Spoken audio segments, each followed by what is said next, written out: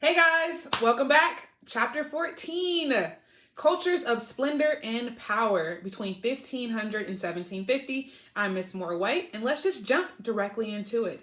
So once again, this chapter between 1500 and 1718 is going to give us some context to understanding why the world is the way it is right now. All right, so let's just jump right into it and talk about some of the global storylines that we're going to be looking at during this video.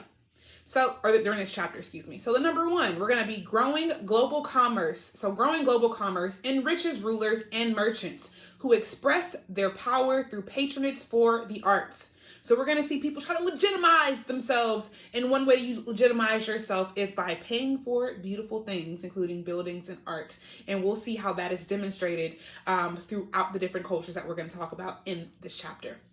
We're going to see distinctive cultures flourish in the major regions of the world, blending new influences with local traditions to varying degrees. So we're going to see a syncretism, as we've been talking about in class, a fusing of culture. So a culture that kind of comes in and conquers another one has to merge or join in or syncretize with that predominant or native culture that's already there. So we're going to see that happening throughout this chapter as well.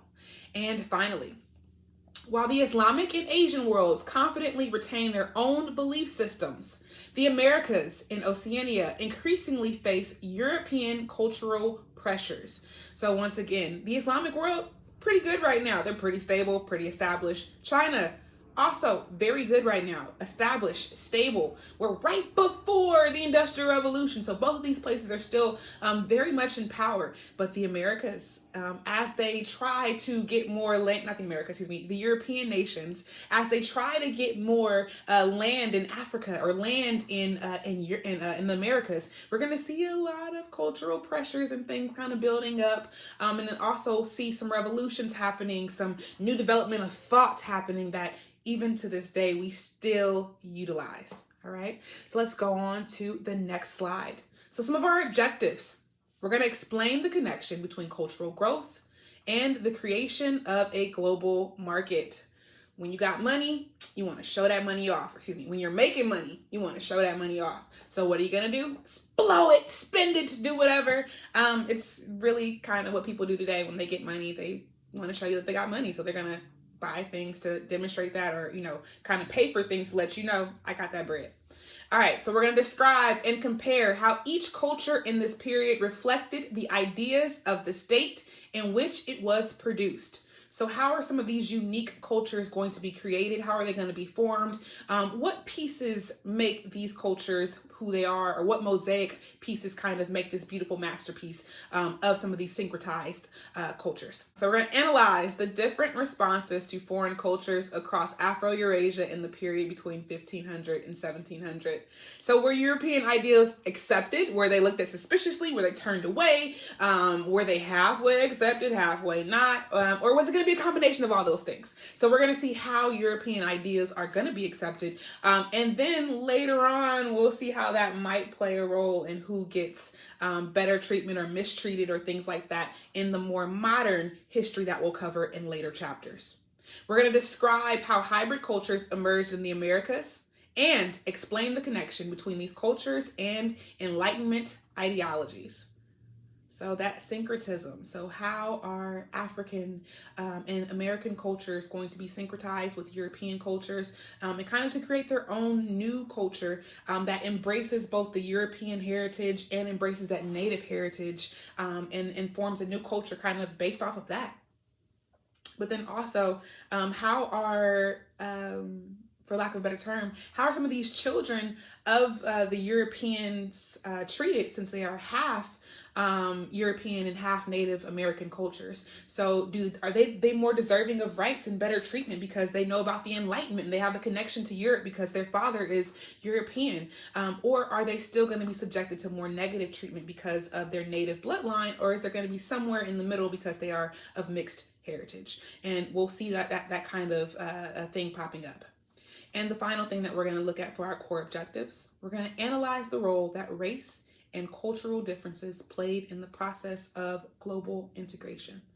So you all have heard of social Darwinism, or you all have heard of Darwin, Charles Darwin, the survival of the fittest. Well, now we're going to talk about social Darwinism, the survival of the fittest race, and the formation or the creation of these imaginary ideologies or beliefs based on someone's skin color that have permeated our society to this day. But they really are very recent in our world's history. So when we think about the world, in human interaction with the world, we're looking back tens of thousands of years. But racism is a relatively new concept that's only been around since about the 1700s. So how does this new concept of racism and cultural and really seeing cultural differences, how is that going to shape and shift the global integration that's going to happen throughout the world? All right, trade and culture. So I want to also kind of reference, make sure that I'm going back and referencing the outline that Dr. Graeber has so graciously created. And so I want to bring up some points. So in this one, once again, the regions that we're looking at in the world, I want to point your brain to the regions that we're looking at. So we're looking at the Islamic world. So that Islamic world is going to go from Eastern Europe into North Africa, all the way through into South Asia, where India is in that area. Okay, so we're looking at that Islamic world. That's a very wide area, but it's thriving. So we're looking at the Islamic world. We're looking at Asia. And by Asia, I mean, we're looking at China now, and we're going to incorporate Japan into the process and into the Asian marketplaces as well. And later on, we'll start adding more and more Asian cultures into the world marketplace as they develop more throughout time. Another place that we're looking, so once again, we're looking at the Asian and the Islamic world. We're going to lump those two together, okay? And then we're looking at the Americas. Okay, so the Americas and how they're going to have a hybridized culture. So in Islamic world and Asia, they're thriving, they're dominant.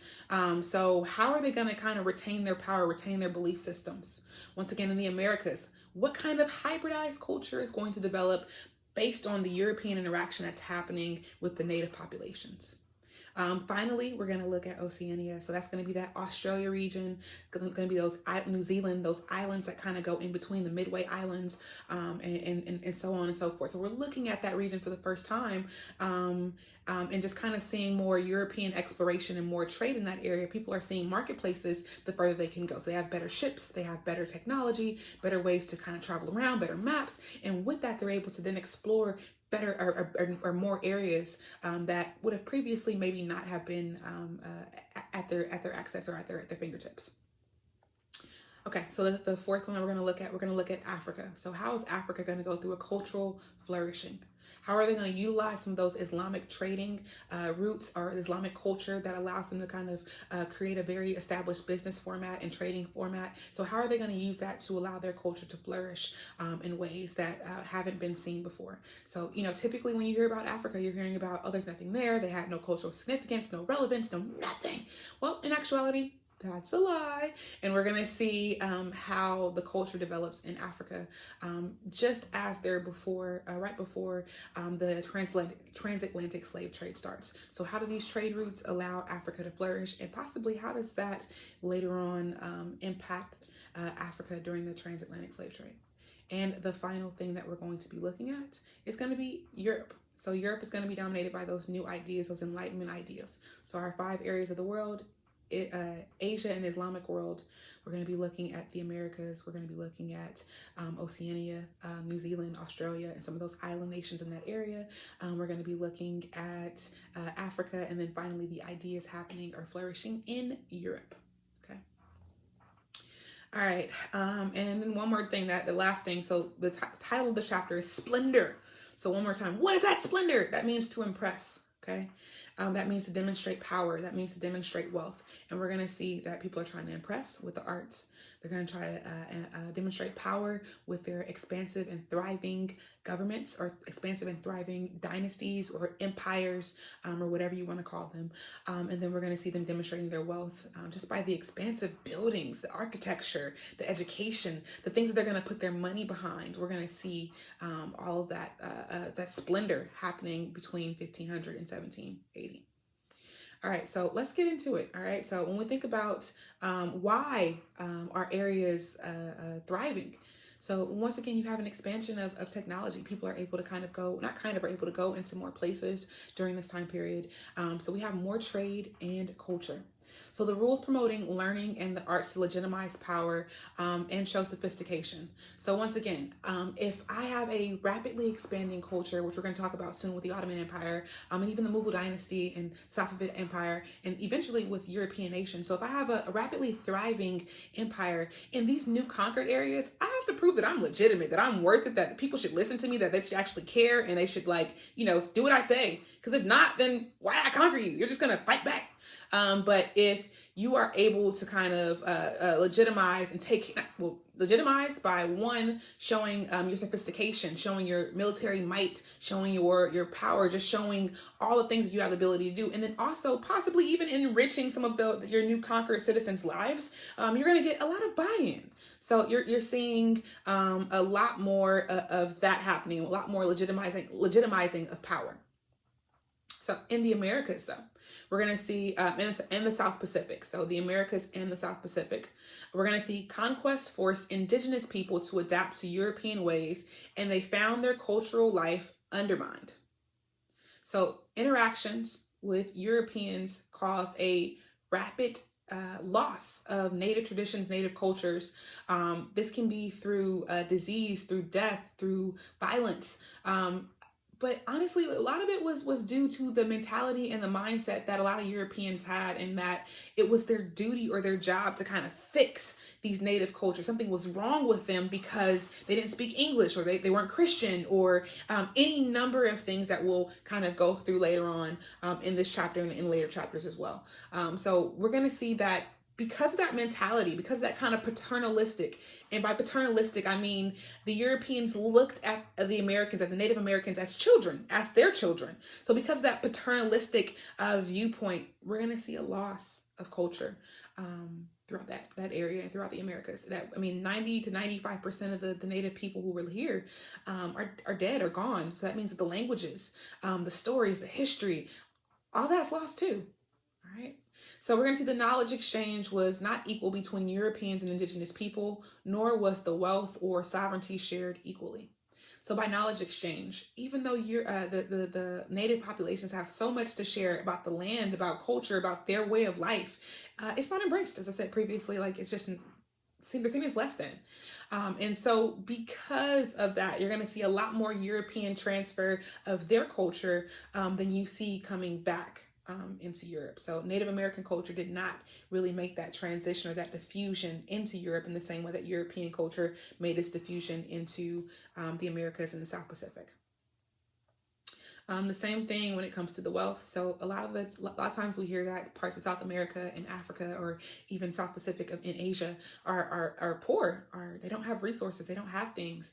Well, it's crazy, because all the European nations that I know of enriched themselves during this time period off of the labor, off of the mineral wealth, off of the raw materials that were present in South America, South Pacific, and North America, and Africa as well.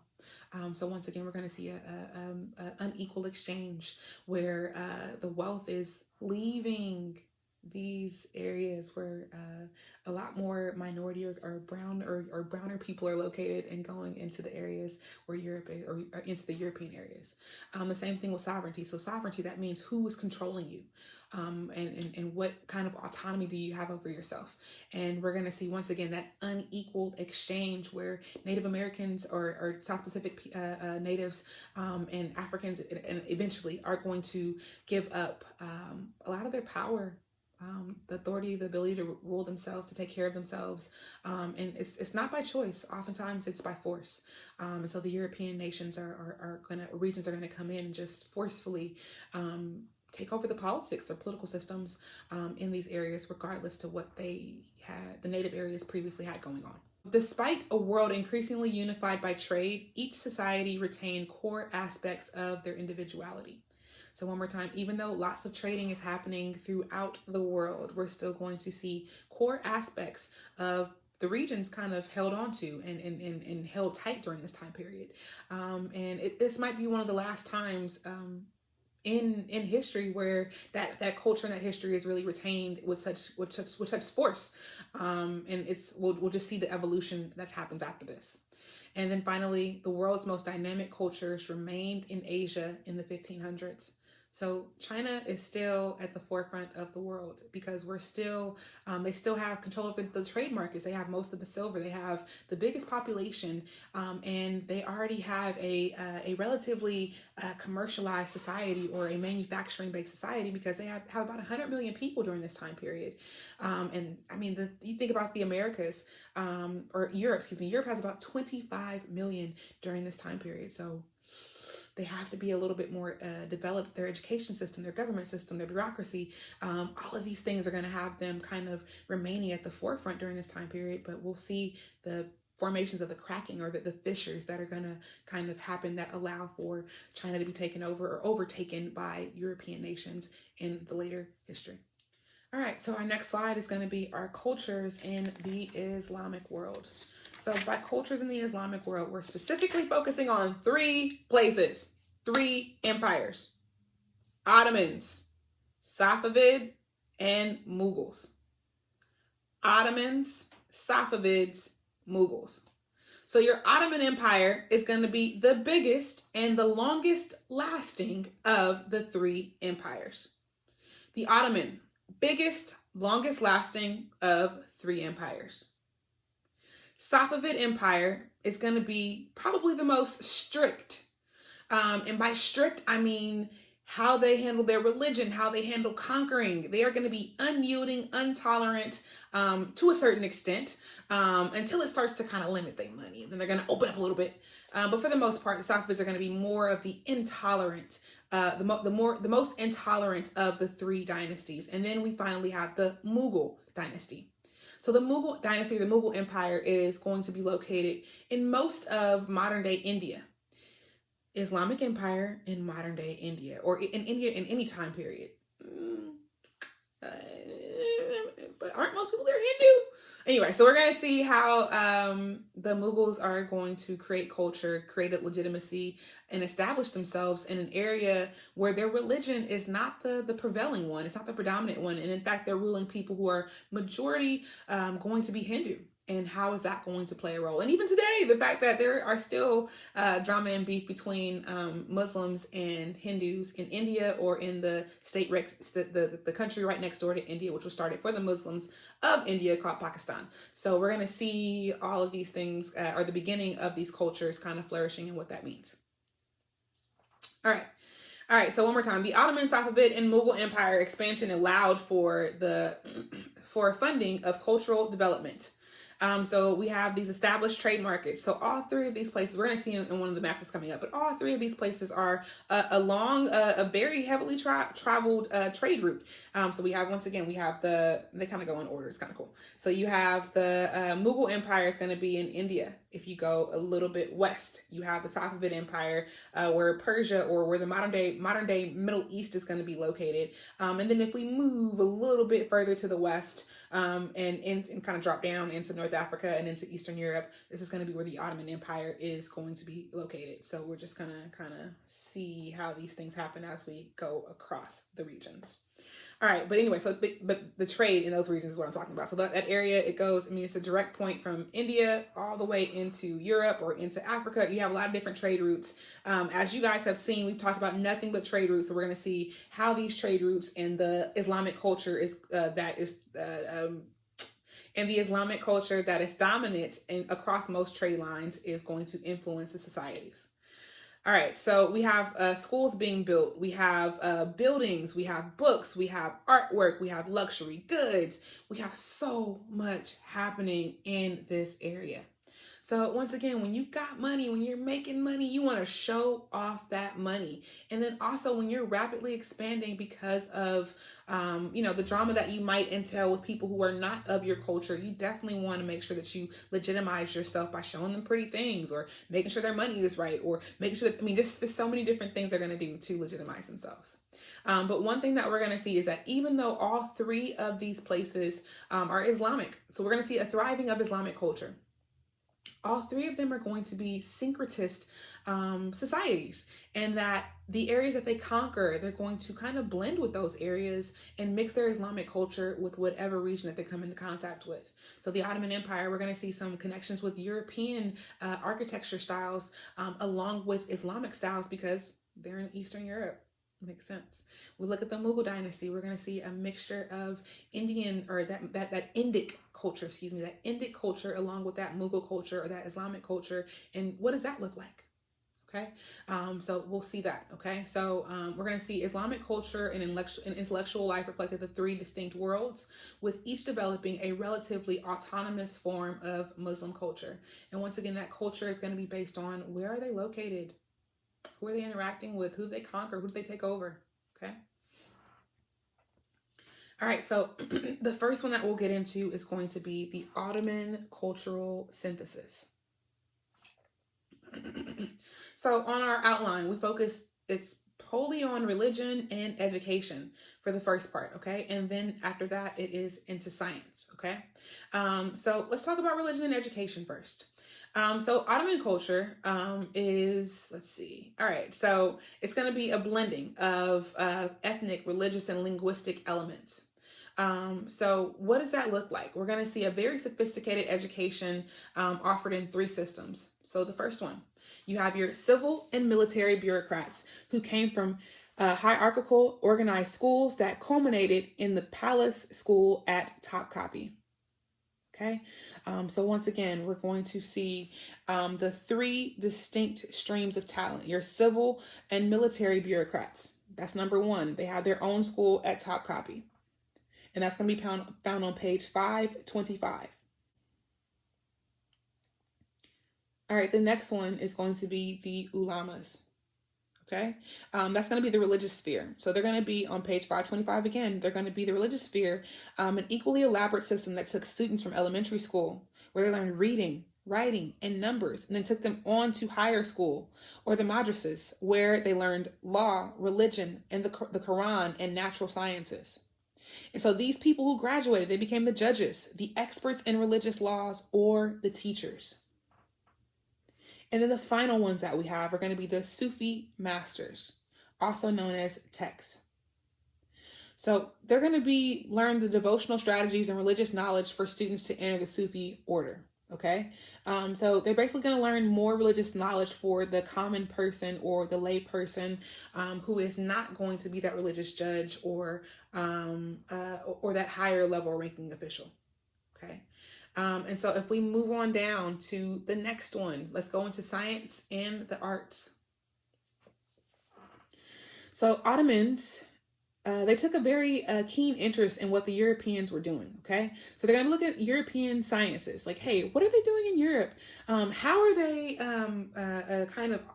making advancements in European society? So we're going to see the Hungarian convert Ibrahim Mutafarika is going to set up a printing press in Istanbul, in modern day Turkey, in 1729, and publish the works on European science, history, and geography. So we have that printing press. That printing press is super important because the spread of literacy is going to, well, first off, people are going to just become more literate. My goodness, you have more access to books. You can become more literate. It's just amazing. So no longer do you have to wait for someone to tell you what a book says or what's going on. You can read it yourself.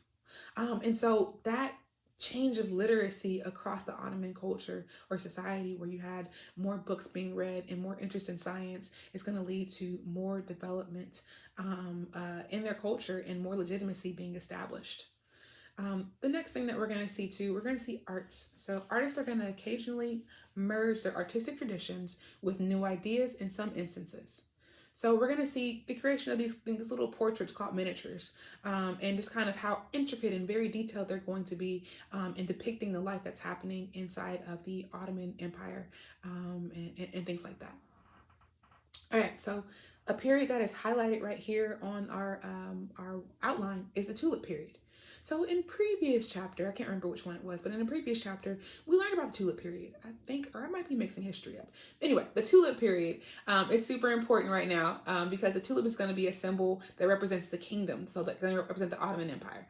It's going to be super important that having a tulip on you, and by on you, that can be an actual tulip, or that can be a symbol or a representation of a tulip on you, stitched into your clothing, supposedly gave you power, and it made you feel like you had the confidence to really fight for your empire.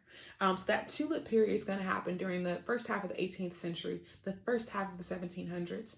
And they're going to see tulips are going to be a major staple in the palace gardens, warriors' outfittings, and the designs of titles, fabrics, and public buildings. So as I said previously, the symbol of the tulip is very important. You're going to have lots of tulip gardens around that are important, and people are going to wear the tulips on them as their symbol for the Ottoman Empire. All right, and finally, the splendor of luxury. So we have more luxurious items popping up in the Ottoman Empire because they have more money, more trading, more all that stuff to allow these things to happen. All right, so let's go on and move on. So let's drop on down to the Safavid culture. And before I forget, we have the Ottoman Empire is going to be Sunni Muslim. And I want to just highlight the fact that the Ottoman Empire is incredibly tolerant. The Ottoman Empire has to be incredibly tolerant because at the height of their empire, they're going to have land in the Middle East, in North Africa, in Eastern Europe, and the land all the way in between. So they have to be tolerant of all the different cultures and people and languages and everything else that's happening in their whole entire region. So I want to highlight the fact that the Ottomans are tolerant because I'm going to shift into the Safavids, who ain't so tolerant, at least in their early formation period. All right, let's talk about the Safavid Empire. So Safavid culture. I'm gonna go bring our reference back to our outline. You should see that on the screen. So our outline talks about the Shiite state. So that's important to know that this is going to be a Shiite stronghold. So the Safavid Empire is going to be where like the modern day Iran is located, like where the Persian Empire was located. So it's going to be in that part of the Middle East. And so it's going to be the smallest of these three Islamic empires, but it's important because of its ability to cement Shiism in the Islamic world, excuse me. All right, so point A, or point number one, is that we have a mixed religious and political system based on Shiism and loyalty to the royal family. Okay, that's literally written right there on page 527. And so it's going to be literally a kind of a connection between Persian or royal absolutism, where they are in dominance, they are in power, they're in control. I'm moving a little bit too ahead. I'll talk about that in a second. But we'll see what that looks like and how it's demonstrated, okay? And so anyway, let's move on down to architecture and the arts. So once again, all three of these Islamic empires are going to influence architecture and arts. So we'll see more beautiful buildings, and these buildings are just like in other places to kind of build your legitimacy. You're putting money. The government is sponsoring these. Usually they're going to be mosques or some kind of religious building. So we're seeing a connection between religion, Islam, or Shiism specifically, and also the political system. So that fusion of that syncretism that's happening between those two different spheres or those different parts of society. All right, so that absolute authority and accessibility.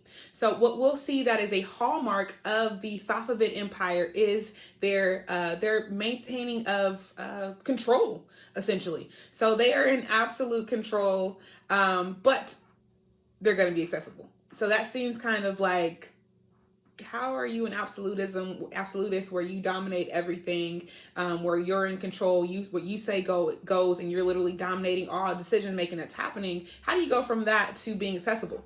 Well, in other places, your ruler is going to be located in a palace that is legitimately like fortified. You can't get close to them, and it's designed to kind of keep the ruler away from the people, to kind of show that dominance, to show that strength, show that they are number one. But what we'll see with the Safavid Empire, they're going to show their strength differently. Their strength is by opening up the palace doors, by making the palace accessible, by making the king or the Shah, making him, a focal point, making him important, making leisure time in the area around the palace important to kind of build that sense of community. So even though he has absolute control and you can't really, do what you want to do, essentially, I guess you could say, we'll see that people still enjoy it because they feel connected to their leader. And that is going to be a different type of ruling style that happens, that is not going to be demonstrated or modeled in any other of these Islamic empires that we're going to talk about. So once again, the Ottomans are going to have a fortified capital or a fortified palace that you can't get close to not the emperor, I'm drawing a blank on what he's called, but you can't get close to him, and then for the Safavid Empire, and also for the Mughal Empire, we'll see you can't get close to him either, but the Safavids are more accessible, even though they are more controlling in everyday life. Okay. All right, and so people aren't important, but Shah Abbas is probably the most important ruler that they ever had. But anything that you guys will see on the AP exam will probably be shown to you. It'll give you information about who he is and things like that from a source. So no worries in understanding who Shah Abbas is. All right, so now we're going to move into the Mughal culture portion. So now we're going to move into the Mughal culture portion. So if I look over to the outline, it's going to say, hey, we're talking about the power and the culture under the Mughals. So the first one, Islamic rulers needed to rule largely Hindu peoples. A cultural sharing of Hindu and Muslims resulted. So how is a political system that is predominantly Islamic, how are they going to control or dominate and rule an area that is predominantly Hindu, and the people are not going to convert to Islam? So how are they going to find legitimacy and establish themselves? Just like in other places, I promise you, they're going to build things. They're going to blend cultures. They're going to, pretty much do all the things that the Ottoman Empire did and all that the Safavid Empire did to kind of establish their legitimacy by, building things, showing art, showcasing their financial wealth and their strength through those ways to kind of get buy-in, or as much buy-in as they can possibly get from the Hindu culture. So eventually there's going to be, pushback from the Hindus, where they're going to kind of overthrow the Mughal dynasty. But for right now, everything is okay. Okay. All right. So when we think about it, though, so the next part, so religion, architecture, and the arts. So how are all of these things going to be fused and merged together in some capacity? So definitely when it comes to religion, are people going to be accepting of Islam, even though their rulers are Islamic? And how are the Islamic rulers going to handle their predominantly Hindu populations? Are they going to be tolerant? Are they going to be intolerant? Are they really going to have a choice in what they do? And so how are some of these South Asian influences also going to play a role? So by South Asian, I mean the location of the Mughal Empire. So the Mughal Empire is going to be, once again, where modern day India is located. Well, not the whole entire peninsula, but a large majority or large portion of the peninsula is going to be the Mughal Empire, except for like the tip and then the top part as well. Okay. And so, but how are, those influences going to play a role in the Mughal dynasty? With architecture, how is the merging, if we look on page 528, so how is the merging of Persian styles, of Indian styles, of Ottoman styles or elements, how are all those things going to mix together and influence the architectural presence that is located in the Mughal Empire? So thinking about those things as well. And the final thing is going to be the Taj Mahal. So I've said previously about the merging of the political system and the religious system to kind of fortify politics, but also fortify the political system. It gives it more legitimacy if you are able to have the religion behind you and supporting you. And the same thing with the religion. The religion gets more legitimacy if it has the political system behind it as well. So we have the Taj Mahal. The Taj Mahal is going to be built for one of the rulers of the Mughal Empire, for his favorite wife. Okay, it's going to be completed after she passes away, but the sheer magnitude and scale and scope of this build during this time period lets you know how important the Taj Mahal is. So I'm going to show you. You probably, hopefully, have seen pictures of the Taj Mahal. So while I show you all that, let's hear some information about it. So the Taj Mahal is going to take 20 years and 20,000 workers to build. It's a 42-acre complex that includes a main gateway, a garden, a minaret, a mosque. It has a translucent marble mausoleum that lays squarely in the middle of the structure. It's enclosed by 4 identical facades. It has a crown with majestic central dome rising to 240 feet. The stone inlays of different types of hues and organized in geometric and florid patterns, and it has featuring Quranic verses inscribed in Arabic calligraphy, giving the surface an appearance of delicacy and lightness, blending Persian and Islamic elements with Indian materials, motifs. This poetry in stone represented the most splendid example of Mughal high culture and the combining of cultural traditions. Such a beautiful masterpiece, such an important part of culture, of history of the world, even to this day. It is still a monumental structure to this day. And a lot of places, pale in comparison to the Taj Mahal. And it's a delight that it was able to develop and that it's still around to this day. All right, so now we're going to move on to some of our foreign influences, okay? So what kind of foreign influences are we going to see versus Islamic culture? So when we think about the Ottomans are going to be accepting of outside cultures. They have to be. They're so large, they're so vast, that they have to accept European ideologies. They have to kind of take on some of those North African things and those Islamic traditions fusing together. So they have to be that, because they just have to. So is that same thing going to happen with the Mughal dynasty? We know the Safavids are going to be a little bit less tolerant and open, at least in the beginning. They're going to open up towards the middle and the end of their dynasty, but in the beginning they're kind of intolerant. But how is this going to play a role for the Mughal Empire? All right, so how are we going to see that demonstrated? What is that going to look like? And hopefully you all are reading on page 528 and you guys can check it out, right? I think it's towards the end. It has a header there. So just make sure you guys are reading that and are able to describe what that looks like. So are they accepting a foreign influence? Are they not accepting a foreign influence? And if they are, what does that look like? What do they accept? What do they not accept? And then we'll go from there. All right. And so what's going to happen right now? I think that I'm going to just stop this portion. I think I've been talking for about close to 45 minutes now, and or 40 minutes or so, and I just want to make sure that we get this first little portion done, and then we will go from there. All right. Bye guys. I'll see you on video number 2, where we'll talk about the middle part of chapter number 14. Hope you guys enjoyed the video, and I'll see you again. Once again, it's Miss Moore White. We're chapter 14, the culture of splendor between 1500 and 1780, and we're looking in the book Worlds Together, Worlds Apart. All right, I hope you all are having a wonderful day, and I hope to see you all soon. Bye, guys.